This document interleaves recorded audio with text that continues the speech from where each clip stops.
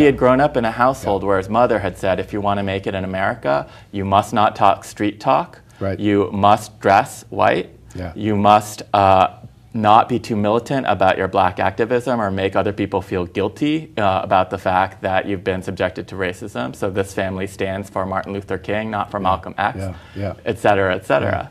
And what's so heartbreaking about the story is that he doesn't actually make partner. And one of the messages of the story is that oftentimes when you suppress your cultural affinities, that you are actually disabled as well as enabled. So you're enabled in some ways, like that you're more palatable to the white mainstream, but you cut yourself off, for example, from black communities of support. You cut yourself off from your cultural heritage. You had a more strained relationship with this family of origin because of this.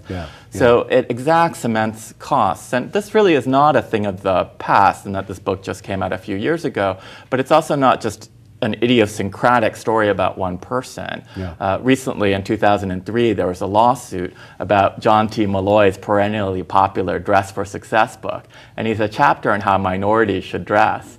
And the dominant message, which he'll say in words of one syllable, is that minorities should always dress white.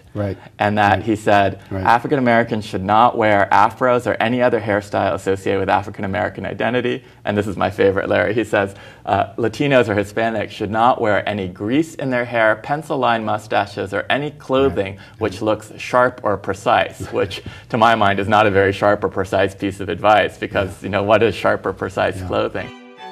This excerpt is brought to you by the Massachusetts School of Law, the leader of reform in legal education and a leader in multimedia education for the public.